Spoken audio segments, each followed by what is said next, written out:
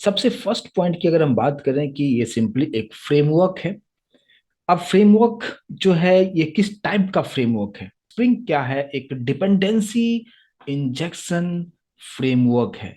तो ये बहुत इंपॉर्टेंट पार्ट होता है कि ये जो है डिपेंडेंसी इंजेक्शन फ्रेमवर्क होता क्या है।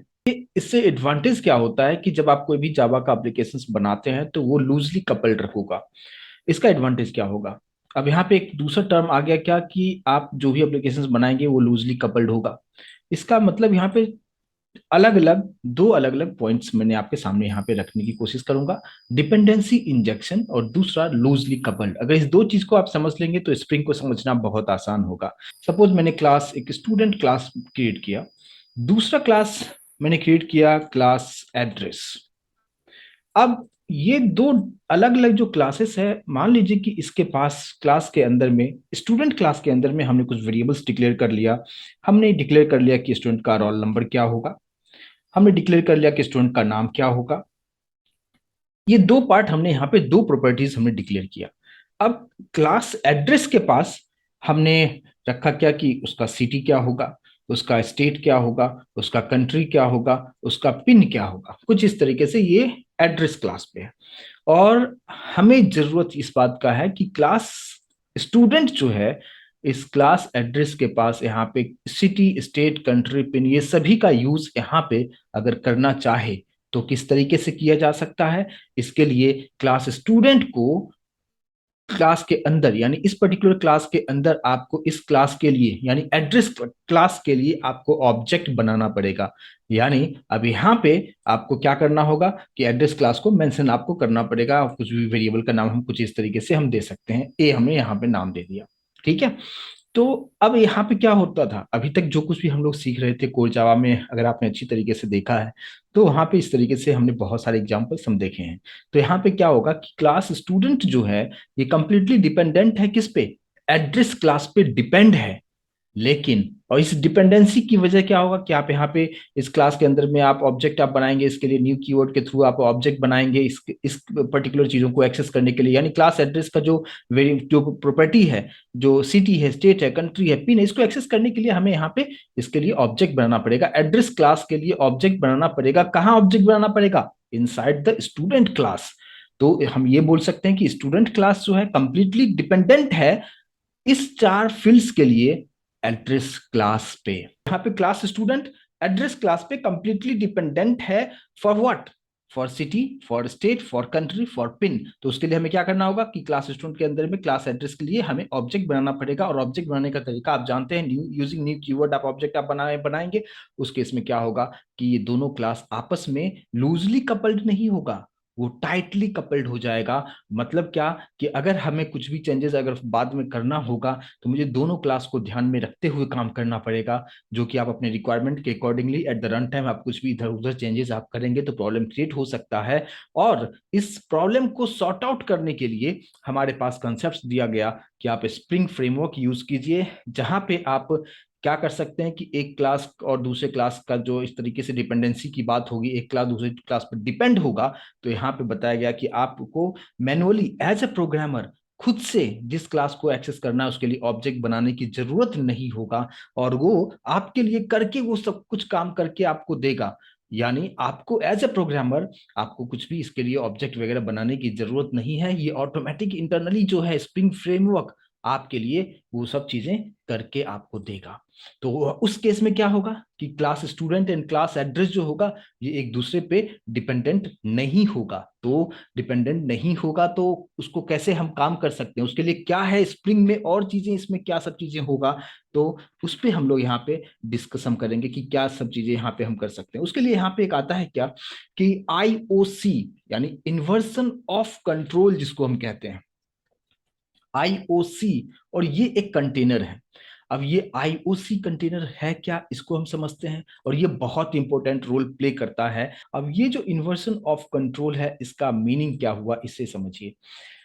कि आपको दो अलग अलग क्लासेस हो और दोनों क्लास एक दूसरे पे डिपेंड है, और आपको मैनुअली आपको एक क्लास को अगर दूसरे क्लास में एक्सेस करना होता है तो आपको वहाँ पे ऑब्जेक्ट बनाना पड़ता है। एज अ प्रोग्रामर आपको खुद से ये सारी चीजें करना पड़ेगा। लेकिन अब स्प्रिंग के पास जो ये आईओसी जो कंटेनर है, ये सारा काम आपके लिए करके देगा। कैसे करके देगा और उसे आप समझिए। देखिए, जैसे कि मान लीजिए कि इसका जो क्या क्या काम होगा इसका आईओसी कंटेनर का, मैंने बताया कि आपको एज ए प्रोग्रामर ऑब्जेक्ट बनाने की जरूरत नहीं है। इसका फर्स्ट रोल होगा क्या, जो भी क्लासेस आप बनाते हो उसका ये ऑब्जेक्ट क्रिएट कर देगा, है ना। तो ये सबसे पहले क्रिएट ऑब्जेक्ट, ऑब्जेक्ट बना लेगा। सेकंड जो काम इसका होगा कि ये अब ऑब्जेक्ट जो बनाया है इसको रखेगा कहाँ पे, है ना। होल्ड इट इन मेमोरी, है ना, मेमोरी में इसको रखेगा। तीसरा जो काम होगा, और वो बहुत इंपॉर्टेंट पार्ट होगा, कि पहले ऑब्जेक्ट बना लिया, फिर ऑब्जेक्ट बना के एक मेमोरी में स्टोर किया, और फिर उसे क्या करेगा, इंजेक्ट करेगा जहां पे भी जिस क्लास की जरूरत होगा, इंजेक्ट इन अनदर क्लास। तीन पार्ट है जो मैंने शॉर्ट में आपको बताने की कोशिश कर रहा हूं, और इसी में सारा कहानी है। मतलब क्या, कि मैंने जिस तरीके से अभी आपको बताया कि हमारे पास आप समझिए कि कुछ इस तरीके से एक ये क्लास है, और हमारे पास ये एक दूसरा हमने क्लास क्रिएट किया।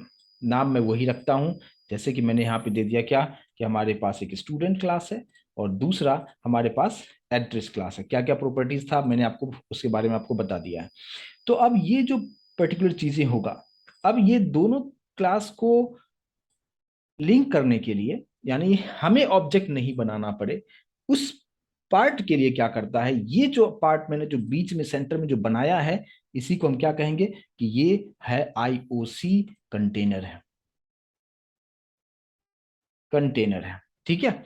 अब ये क्या करेगा, इसके पास जो जो फील्ड्स रहेगा, है ना, जैसे इसके पास हमने क्या रखा है, जस्ट यहाँ पे मैंने सिटी रखा है, स्टेट रखा है ना। यहाँ पे मैं सिंटेक्स फॉलो नहीं कर रहा हूँ, जस्ट समझाने की कोशिश कर रहा हूँ। सिटी है, स्टेट है, कंट्री है, पिन कोड है, कुछ इस तरीके से। ठीक है। और इसके अंदर में क्या सब चीजें हैं, इसके अंदर में स्टूडेंट का रोल नंबर है, इसके अंदर में स्टूडेंट का नेम है, ये दो चीजें यहाँ पे है। ठीक है। अब आप देखेंगे क्या, कि ये क्या करेगा, आईओसी क्या करता है, यानी ये पार्ट जो है, ये सिटी को, स्टेट, यहाँ पे जो देखेगा कि स्टेट वाला जो पार्ट है, फिर कंट्री है, फिर पिन है, ये सबको एक्सेस करके यहाँ पे एक मेमोरी में स्टोर करके रखेगा। और ये कुछ इस तरीके से एक, कुछ मैं इस तरीके से बना देता हूँ कि कुछ इस तरीके से ये चीजें यहाँ पे सब कुछ स्टोर करके ये ऑब्जेक्ट बनाया, यानी एड्रेस क्लास के लिए ऑब्जेक्ट बनाने का काम आईओसी कंटेनर का होगा। एक मेमोरी में ये सिटी, स्टेट, कंट्री, पिन सबको स्टोर करके रख लेगा, और उसके बाद वो क्या करेगा, वो डायरेक्टली आईओसी जो होगा इस क्लास में उसको इंजेक्ट कर देगा। और ये जो पर्टिकुलर पार्ट होता है, यानी यहाँ पे मान लीजिए कि मुझे उस क्लास के लिए एक्सेस करना होगा, है ना, तो मैंने यहाँ पे एड्रेस ए रखा, और इस ए के अंदर में जो होगा, ये पूरा जो ऑब्जेक्ट जो क्रिएट किया हुआ है, जो भी डेटा यहाँ पे दिया जाएगा, वो सब कुछ यहाँ पे इंजेक्ट कर देगा। जब कोर जावा हम सीख रहे थे, वहां पे एक क्लास और दूसरे क्लास को जब भी लिंक करना होता तो ऑब्जेक्ट जो है हमें मैनुअली वहां पे बनाना पड़ता था। लेकिन अब यहाँ पे क्या हो रहा है कि नहीं, अब आपको बताया जा रहा है कि नहीं, आप कुछ कुछ मत करो, अभी उसके लिए ये सब कुछ जो है आईओसी कंटेनर करेगा। जो भी ऑब्जेक्ट की जरूरत होगा ये ऑब्जेक्ट बनाएगा, ऑब्जेक्ट बनाया, मेमोरी में रखा, और फिर जिस क्लास में जरूरत है उस क्लास में जाके उसको इंजेक्ट कर देगा। और इसी को कहते हैं डिपेंडेंसी इंजेक्शन। ये जो स्प्रिंग है, एक फ्रेमवर्क तो डेफिनेटली है ना, फ्रेमवर्क है। अब यहाँ पे इसका काम क्या हो गया, कि ये जो है डिपेंडेंसी इंजेक्शन फ्रेमवर्क हो गया, कि जिस क्लास में जिस चीज की जरूरत होगा वो बाहर से इंजेक्ट करेगा। और ये कौन इंजेक्ट करेगा, ये करेगा इन्वर्सन ऑफ कंट्रोल, यानी आईओसी एक कंटेनर होगा जो स्प्रिंग का बहुत इंपॉर्टेंट पार्ट है, जिसके हेल्प से ये सब चीजें यहाँ पे आराम से आप कर सकते हैं। उम्मीद करता हूं कि इस चीज को, कंसेप्ट को आप समझ पाए होंगे कि एक्चुअल में हो क्या रहा है और किस तरीके से हम करेंगे। मैं अभी प्रैक्टिकली भी इस चीज को बताऊंगा और बेहतर तरीके से आप उसको समझ पाएंगे।